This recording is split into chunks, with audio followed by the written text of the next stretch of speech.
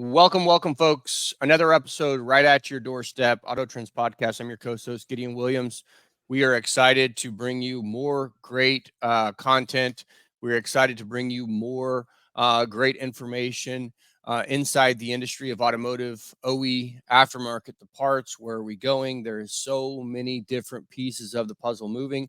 I think it's the most exciting time to be in automotive. If you're a young professional, you're looking for a career, you have no clue what you want to do, and you have your thumb up your ass, think of the automotive, man. Automotive is a great place.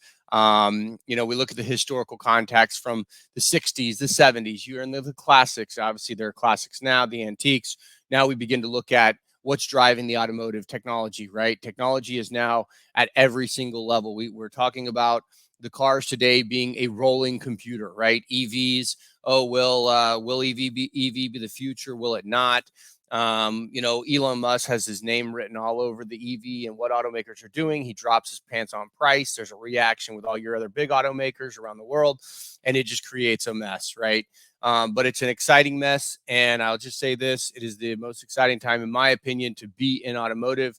Never has there been a time where we have a clash of aging out technicians with this new technology world of why aren't we doing things better, right? Why is our catalog not selling?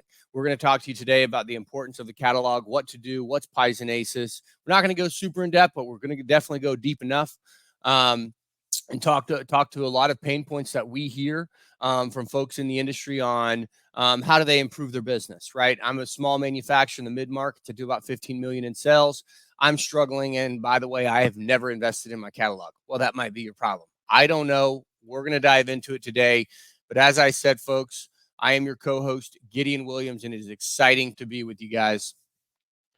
Absolutely. Pleasure to be here again, Gideon. I'm Lucas Welk. You made some really good points there in your intro, Gideon, that just kind of got the wheels turning in my head.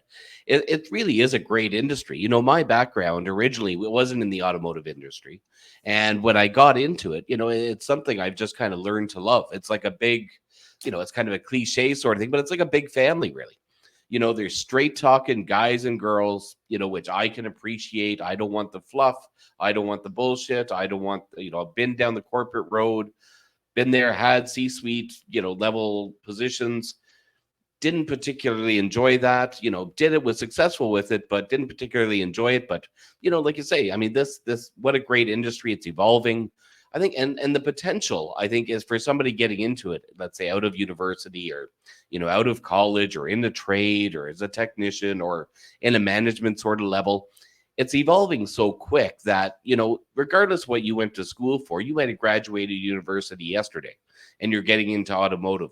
But I can guarantee to you within 5 to 6 years down the road, that role that you're going to take on today won't be that exact same role that you're going to be doing in 5 or 6 years from now.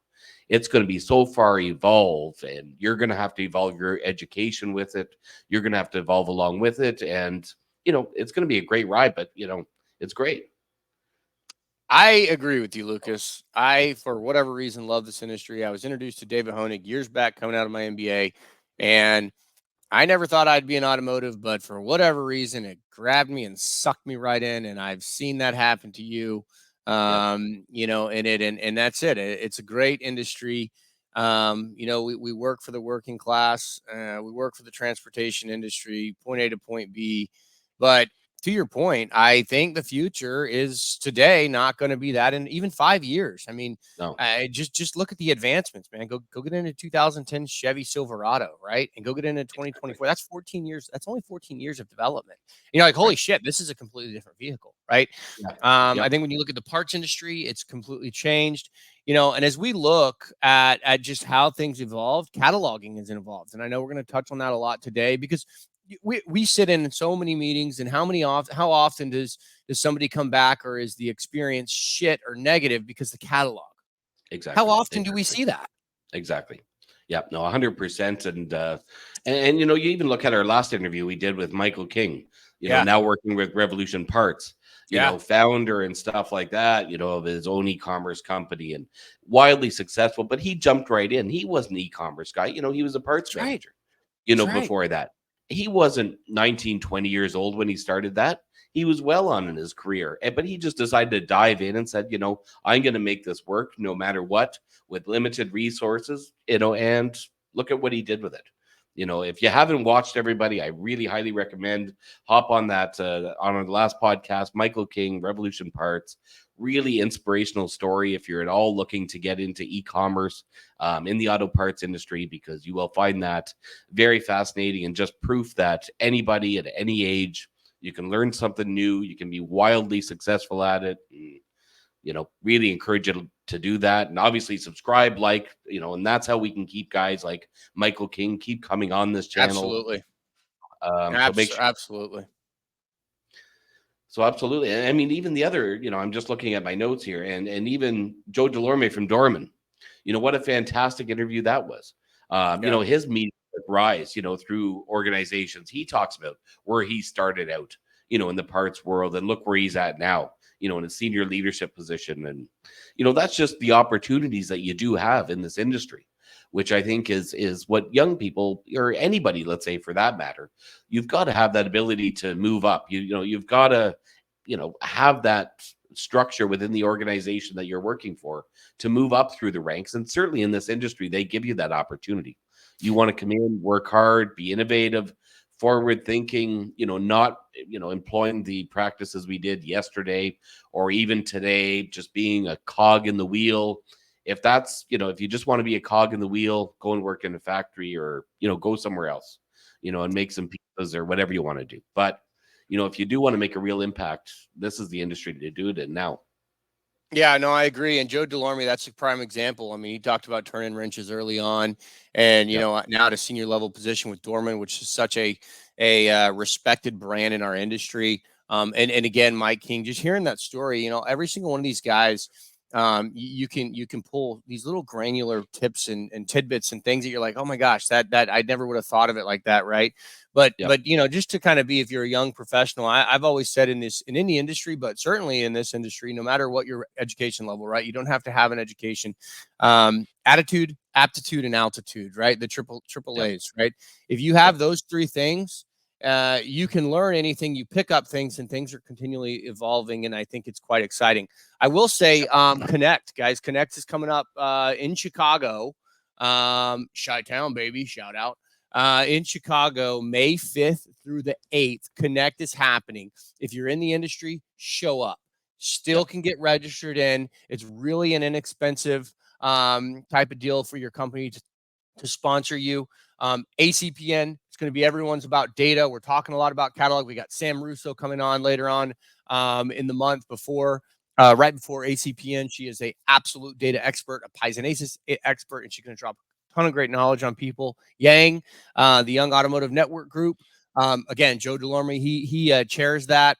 Where just a ton of networking, a ton of industry events. It's just a really great week all together. So if you haven't thought about going, go. I actually just booked my flight, baby. I'm heading to Chi-Town as well, so I will be there in the flesh. We're gonna Yeah. have a booth out there, and we are going to be doing the damn thing. So it will be very, very exciting. So looking forward. Absolutely. No, if you're in the industry, these are the events, unfortunately, I'm going to be overseas at that time, so I won't be able to make it. But, these are the events that really you want to get your face known. If you have Yeah. an interest, like we were just saying, in the automotive industry, if you're already in it, but you want to make connections, this is where you meet people. And it still means a lot in this industry, which I am extremely thankful for, to look somebody in the eye, have a conversation with them, whether a manufacturer, distributor, or, whoever you're trying to connect with. If you can make that personal connection again, that means, all the difference. And I was going to make a note, with Mike King and Joe Delorme, to all of our viewers, I challenge you, if you liked what they said in their interview and you have any question for them, I guarantee if you reach out to them on LinkedIn, they're extremely active on LinkedIn, but they're both really great guys that will send you a reply back. If you send them a message, I will 100% put my life on that they will send you a message back, and not in weeks, but if not within hours, I would say within a day. Both these guys are extremely helpful and happy to reach out, happy to connect, and they won't ignore you. That's for sure. 100%. And then we got, I think, what Brendan coming on with SKU Vault. He'll Yep, be on, I want to Thursday. say what, Thursday, right? Yeah, that's Yeah, going to it's be gonna be pretty Thursday. exciting. Yeah, that's exciting. So, Brendan Feeney with SKU Vault, he's going to be on. And if you are a manufacturer in that like 1 to 20, $25 million range, and you're struggling with processes, but you don't want to necessarily go out and buy that big ERP, that full blown Oracle or SAP or Epicor, or you don't want to buy this massive machine. He's going to deploy some strategies that he has for that small market manufacturer from a WMS, right? A really nice sound deal. You can have your accounting, whether it's QuickBooks, and then you can have, your e-commerce solution. If I'm not mistaken, I think Revolution Parts is a nice partnership with them. And so he's going to basically just give us the lay of the land on Yep. how to create really processes. But without further ado, Lucas, today we're talking about catalogs, OE versus aftermarket. What's the difference? What's the historical perspective? What are the standards? Why does aftermarket have standards, and why does OE not have any standards? Right. Ultimately, the same manufacturer is manufacturing OE through OE contracts, right? And if That's right. people don't know, if you're listening to us and you're just driving your minivan and you have no clue how parts get on your vehicle, always be mindful. OE is very much the original equipment. That's what it stands for, original equipment. It goes on your vehicle at the time of the at the time that they assemble it. Now, who makes those parts? Who makes those parts are manufacturers. They get the contracts for the OE. Whenever they get the OE contracts, they build the part, they send them to the OE distribution centers, they go on the vehicles, they go to their PDCs, they go into the dealer network. But what they do then is turn around and make the exact same part, and they sell it under their aftermarket logo. Yep. So if you're Yep. wondering, how do I get OE on my vehicle without it being OE, just do a little bit of research. That's it. Exactly. Do Yep. a little bit of research. But we're not here to tell you how to do that. What we are here to tell you and talk to you about is cataloging. What is the importance of cataloging? How significant is your business? Why are brands gobbling up market share very quickly? Because they have such a great quality. Oh, and they've invested Exactly. in their catalog years ago, and they continue to Yep. see that investment turnover and turnover and turnover. Why Yep. are great brands that have been around for many years and decades, who have just absolutely said, we're not going to invest in catalog because we don't believe in it, or whatever Yep. that strategy is, and they continue to see depleting market share? Exactly. Exactly. Let's talk about No, that. exactly. No, you're absolutely right with the cataloging, and it kind of reminds me of something, Gideon. I just finished a terrific book actually last week, and it was called The Diary of a CEO, and fantastic book. But what kind of reminded me of what you were saying was, is he talked about in his book and Apple and their branding, and they said, you take a look at these Apple stores that they've created, and really, when you walk into an Apple store and you're looking at their phones or their laptops or just their chargers, their products, it's really, when you walk into the store, like going into an art gallery. You're walking in Yeah. there and you're like, wow, look at this. Everything is Yeah. nicely spaced out. You're not cramped. Everything's not cluttered. It's just a beautiful feel, and it makes you feel a certain way, as a consumer when you're in there. It makes you feel prestigious that, wow, I'm in here. I can afford to purchase, even if you're buying a charger from in there. Yeah. You're like, look at this charger. Look how they package it. The quality, even the packaging, you're opening up the way they fold it, the way they, and I would say, with this cataloging, it's equally as important, the way you're packaging something together, your product, whether it's through e-commerce or whatever the case may be. That's first what they're seeing. It's the same as they say, when you're eating in a restaurant, you eat with your eyes first before your mouth, obviously. So if it looks good, automatically you're telling yourself that this is going to be great, just by the look of it. So again, that's somewhat relevant to the cataloging, but again, it It is so is. important to how you're packaging that product. You It's know, so yeah, relevant, and this is an example, and I'll give you a story. Early in the game, still people do it today. Is they scrape data, man. What does that do? If yep, Lucas Welk has a brand and you have right, 100,000 SKUs and you're not really willing to share it, and you got shit data already, but your exactly, brand is maybe a legacy brand, and I need your yeah, data, you're not willing to give it to me. You're like, no, no, no, no, no, I'm not going to give it to you. I'm right, going to go get exactly, it. I'm going to go exactly, get it one way or the other. Either you give it to me or I'll 100%. go get it myself. I don't really care, Yep, right? yep, yep, The fact that that people are completely mind numb to the fact that you can go deploy, you know, offshore resources to go out and just grab this data and Yep. comes back to you. What happens is it always comes back crappier than it started. And so what Yep. happens Yep. is what people have not realized is over the last 20, 30 years, there's a diminishing value and a diminishing return on you trying to hold the data close to your chest, right? Yes. It's like an open hand. You let it come in, you let it go out. You make improvements, you let it go out, you let it come in. All of a sudden, and I think from an OE perspective, doing a really good job, and that is Mopar. I think Right. Mopar's an Right. incredible job of being Yep. very scrappy, very Yep. forward Yep. of the automakers, right? Yep. Mopar's a fantastic job. I tip my hat to them. I think they're beating the brakes off of every single automaker in the business because they're smart and they're scrappy and they're Yep. aggressive.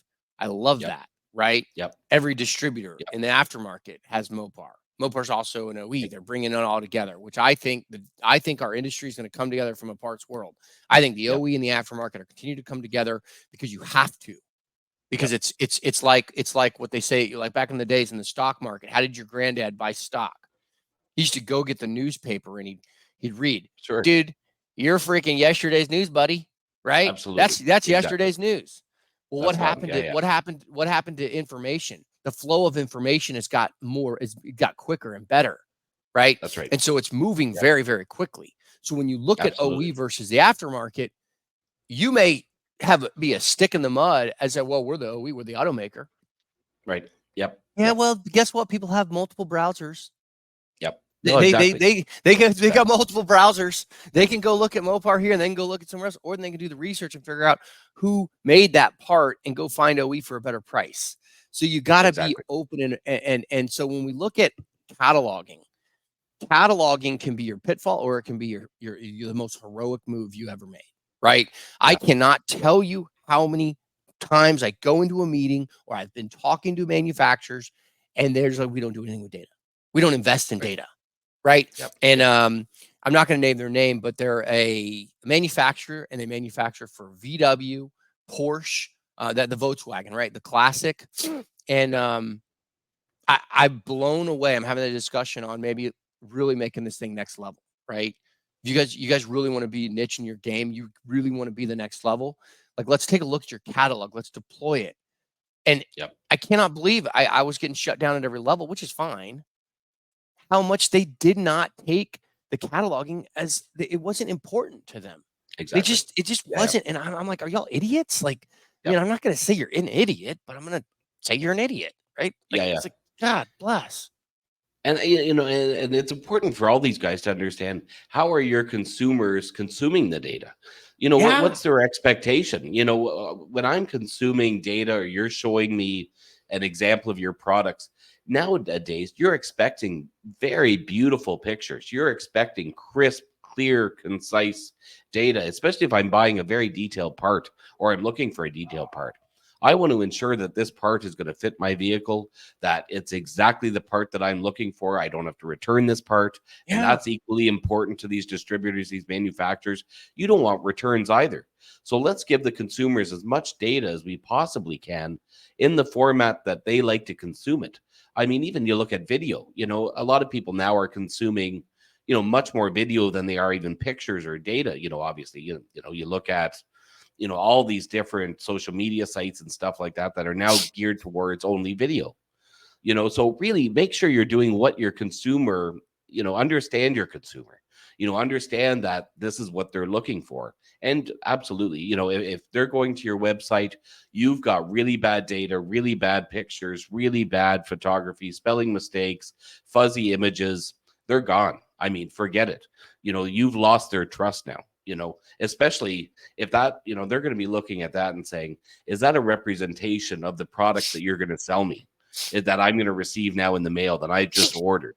You know, if that's how you're treating your data, your pictures, your advertising, your marketing, your branding, is that what I should expect? And again, back to the Apple thing, 100%. when you order something from Apple, the quality that you're going to get, not just from the product, but the whole experience is going to be immaculate, from start to finish. So it's, automakers, yeah, Keep that in mind. Okay. The customer centric pillar of automotive is cataloging. Yes.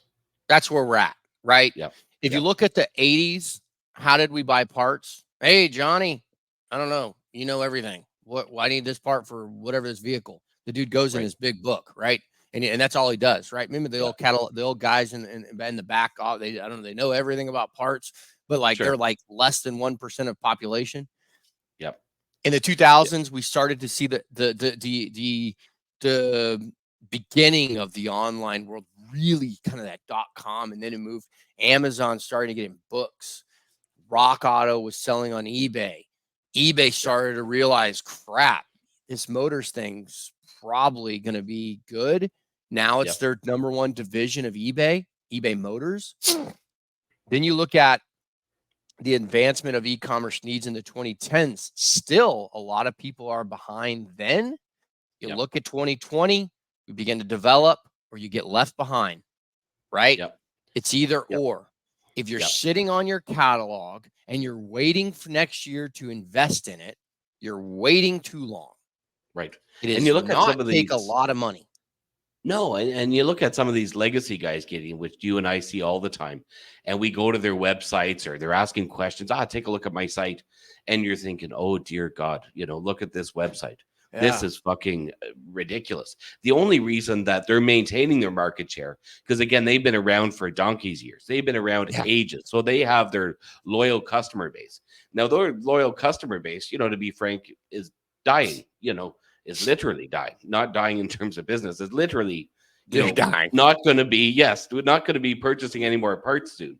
The younger generation, if they go to these websites now, I can guarantee you 100% they will not order from these sites. But again, their first, look at these websites is this isn't legit. Like, I mean, this can't possibly be a multi, $100 million company that's selling parts off this website, making millions. I've clearly got to be on the wrong site. This is some sort of an error that I'm here, but we see it all the time. But these guys, a lot of them aren't willing to budge either.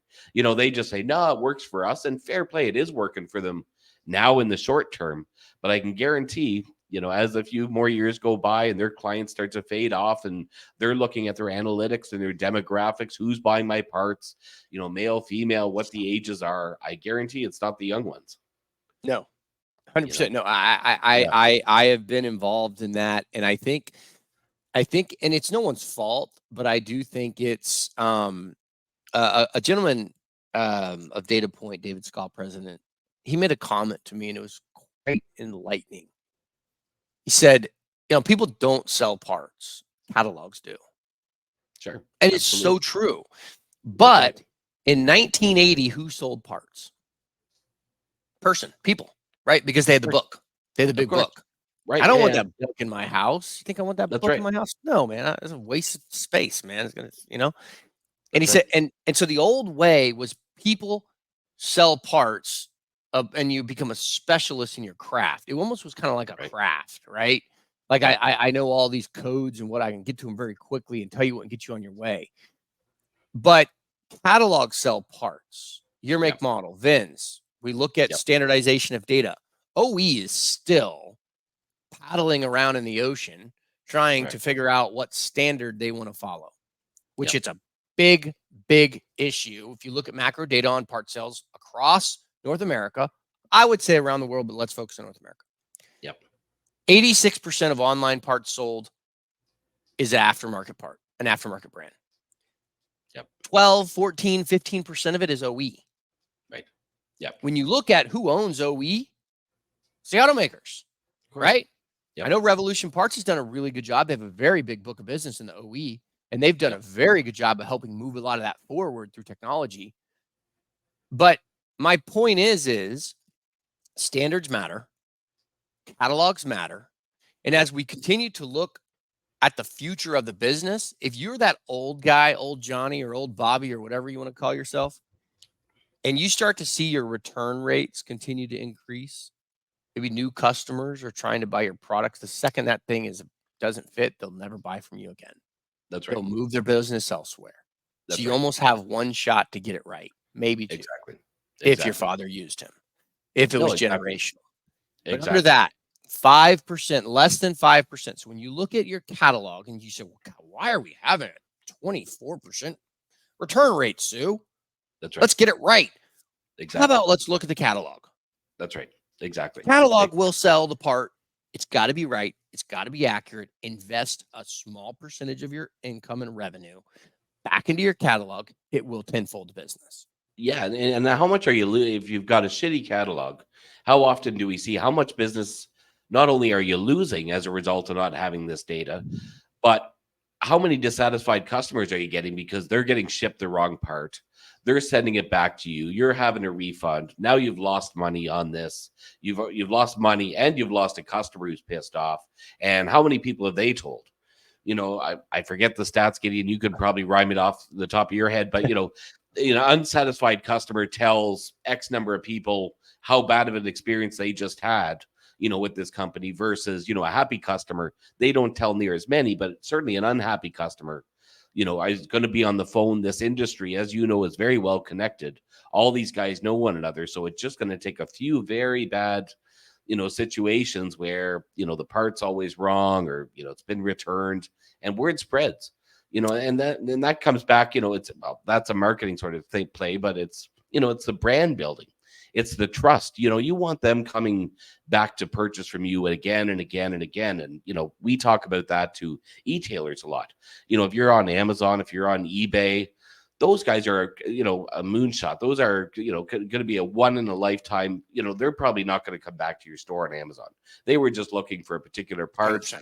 They searched it, they purchased your part, but say goodbye to them. You have no brand on Amazon. You have nothing there. So that's a good customer that's potentially gone. So again, that's back to the marketing branding aspect, but what's happening to CS, your customer success, right? Yep. Your customer success agent or representative or manager or whatever is now having to field these negative experiences. It brings her negative energy out. Then, of course, you know how this industry goes. If it's in your heart, you let it rip, right? I never forget my first week in the industry. I something happened. I kicked the desk and I said, "Oh shoot!" I hear Susan from across the hallway go, "Nope, get in. We say the real thing around here. We say shit." And that's kind of like the if that doesn't just sum up the industry as a whole, I was like, "Oh shit, okay, I'm here for life." Exactly. You know what I mean? No, and there's a ton of brand loyalty, here as well. Totally. There is brand loyalty, and it's back to that kind of example. Let's say, why do you buy Nike shoes? Let's say, for example, we're comparing it to shoes, but Nike never in any of their advertises ever advertises, how good of, leather they use on their shoes, how good their stitching is, the amazing rubber and the aerodynamics on their shoes. You never hear anything about that. The fact that Tiger Woods used to wear, doesn't wear anymore, but used to, was sponsored by Nike forever and ever. But you felt, Gideon, you're a golfer, I'm a golfer, but, we'd see Tiger Woods out there with, Sunday red on sort of thing. But I felt like, Jesus, if I buy fucking Sunday red with my red shirt on a Sunday with my Nike cap, man, I will be Tiger Woods this Sunday, And that's the only reason I bought Nike. I never bought it because, I'd be like, oh, show me your top of the line, cotton, filled shirt, or, I don't even know if it is good quality. Maybe it's amazing or maybe it's crap. I have no idea. I never even looked into it, but it's just how it makes you feel, right? But it's the same thing with auto parts. How good was your customer experience when I ordered these parts through, Gideon's Parts Hub, online? If I had an amazing experience and it was shipped out the same day, or I received it within hours and it was perfectly packaged, the exact part that I wanted, it was easy for me just to go online, look up the parts, click send, boom. Of course, now you've got a customer in me. I'm going to order all the time, especially if I'm a repair shop or, who's going to do a high volume. 100%. That's perfect for me. And then when you begin to blend that kind of world of, now I get to know this organization or this company's personality, I get to know who they are. We're never going to lose that. And I think when you look at all of those pieces, investing in your catalog, and some people may look at this and say, okay, how do I do that? I have no clue. I just am a manufacturer of goods. I like manufacturing products, but I have no idea how to make a digital presence. I have no idea how to build a brand. I have no idea how to this. My daughter built a logo, right? Back in 82, right? Yep. Yeah, I don't know. There's all these things that go on. So I always say this. First off, you have a target. Place a Yep. target where your returns need to be below 5%. 5% typically should be standard. You should have returns under 2%. 2.5%, you're doing pretty good. It means your catalog's working, your market penetrating is receiving the product, it's installed, all of your fitment is good on your ACES side. So, but when you take it to the next step, okay, so we have a baseline and a standard on returns. Okay, the next is take all your catalog and just begin to look at the historical data. Take the Right. last 24 months of data Exactly. and look at your A movers. What Exactly. part turned the most? Yeah. Okay, it turned 10,000 times. Right. Okay, well, let's start with that guy. Let's start Right. with the guy, the big guy upstairs, the big man. What was that? Yep. The Hunter Biden, the big man up. What was it? The big man gets 10% or something like Right. Right. Yeah. Yeah. Yeah. that. And the big Yeah. man No, gets exactly. 10%. Start with the big man, right? Exactly. Just start with the guy that turns the most. Make Yes. sure he is so dialed in, nobody's ever going to get him wrong. You don't That's want right. that guy coming back. If you sell that item 10,000 times and it comes back at a 20% return rate, that's 2,000 items you got tied up in your warehouse. You've got That's right. Sue in customer service pissed. You've got all of these downstream friction activities that are happening, and it creates a culture that's around shit. We're just not that good. Yeah. We're not That's that right. good. That's right. Start with your A movers. Once those guys get absolutely primo, move to your B movers. Bucketed Exactly. in 4 buckets: A, B, C, and D. If Yep. your D movers are moving the lowest, put those at the lowest priority. And you That's right. just start with level 1. You bring Yep. somebody in who knows catalog, who can actually have a little bit of will to make it happen, and you start with it in just blocks of buckets, right? How do you eat a That's right. horse? One bite at a time. Let's start with our A movers. Let's start with our B movers. What you're going to see is your catalog quality goes up, your returns go down, the culture in the organization begins to be uplifted. You're going to continue Exactly. to see market share grow. Exactly. That's Yeah. what happens in That's right. this world of parts. That's right. And it's all consumer focused. It's predicting what your customers want. So you're absolutely right. With the catalogs, high quality catalogs, no question.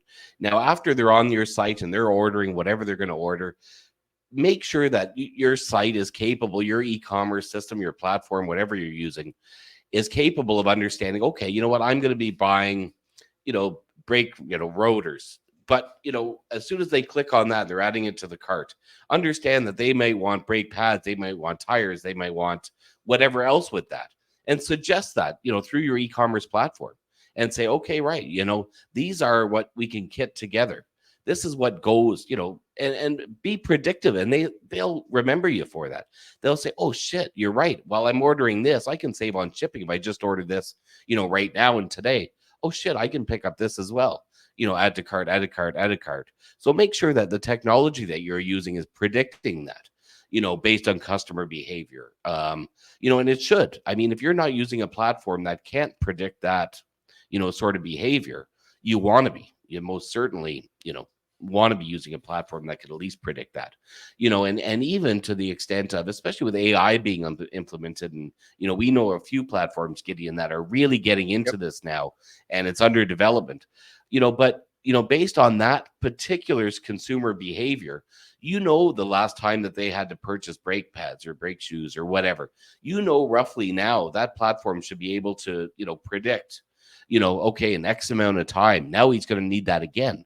Let's shoot him an email, 100%. down the road. He just came in for an oil change. Chances are in X amount of months, or, he's going to need one again. Let's shoot him an email, So this is all targeted and pre-planned. It's not you writing this down in a notebook and saying, all right, Bob came in today and, Bob purchased X, Y, and Z. So I'll write it down in this notebook. I should give him a call. This should all be automatically done through the platform, through an automated system that you just turn it off, and then people are just going, to your website, not even calling you. You're not picking up the phone. You're not wasting your time. You're not wasting your employer's time. They just get that email and they're like, oh shit, you know what? You're right. I do need that part. Click, add to cart. Boom, it's done. It took them less than 30 seconds to order that part, and now they're set. Predictive analysis. We know that the average age of a vehicle is 12 and a half, 12.7 years. We know that Yep. the average miles driven on a vehicle in North America is roughly 12, 13,000 miles per year. We know an oil Yep. change needs to happen every 5,000 miles. We know that the air filter also needs to happen every 5,000 miles. Do the math, Exactly. right? There's Exactly. predictive analysis Exactly. to where you're now predicting when that person is going to have a problem, and you're just like, hey, here's a trust fall. Oh my God, this guy does it. He's so good, right? Every time he's just so good. Exactly. So I think when we continue to work down this piece and we look at, okay, where do I start? How do I start? I'm a good manufacturer. I don't know.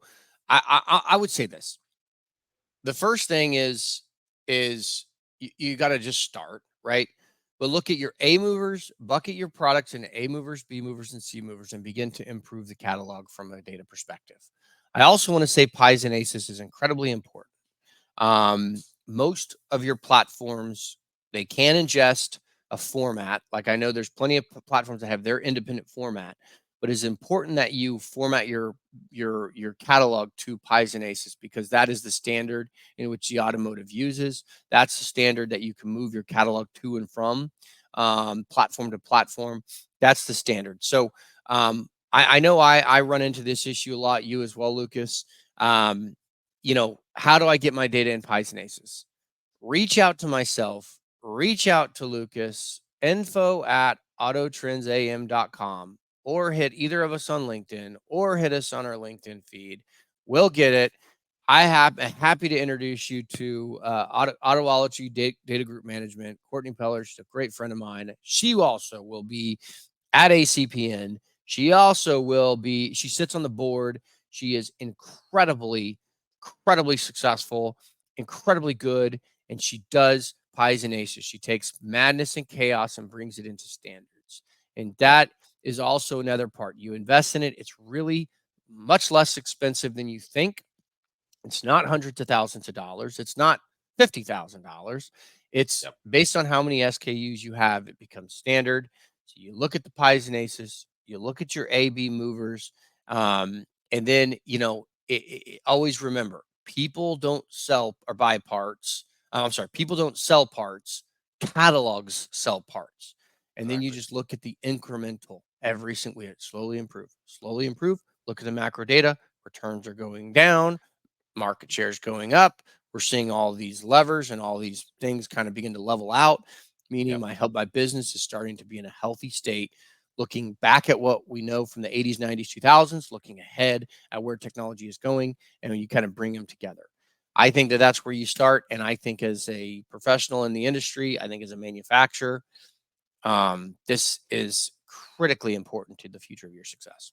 No, absolutely. And we always say, like, I mean, we're not telling everybody to drastically change their business tomorrow and, take on this big, huge, massive investment and undertaking and Oh, completely overhaul your organization. Just small little incremental things, 1% a day, 1% every week if you're improving your organization. Bit by bit, as you can afford to do it. If you don't got a lot of capital, just slowly, but as long as you're going in the right direction, as long as you're improving your organization. That's the key thing now. Just do it in baby steps, because, again, like we talked with Mike King in the last interview, we've seen so many people that come and we tell them, hey, slow down. You're not going to do all this, within 2 weeks. And they insist, no, we want to do all this. We want to yeah. change, shut everything we got fucking down right now, completely overhaul it, give us something new. And we're like, well, I believe us, you don't want to do this. And they say, no, we do want to do it. Then we do it. And it's an absolute nightmare. Those It's aren't too the success much. stories. Those are not the success stories that we have. It's the guys that do move slow and they evolve as their business evolves. And I think that's the key takeaway here. The 1% rule. 1% get Yep. better every Exactly. day by 1% get better every Exactly. year by 1% get better every quarter by 1% over a period Exactly. of time that compacts. Um, Folks, our listeners, again, the best way to support the Auto Trends podcast is like and subscribe. Yep. We do this for the industry. We are the voice of the industry. We love the industry. We are here for you. And then if you have something to bring to the industry, or you have an initiative that you are looking to support, or you are looking to push, and you need a platform, the Auto Trends platform, the Auto Trends podcast. We are here for you. I am the co-host, Gideon Williams, Lucas Welk. It is an awesome, awesome day. Anything else on your end? Like and subscribe. That keeps us going. Make sure you like and subscribe before this video ends, and help us out, and we'll see you soon. We are the Auto Trends podcast.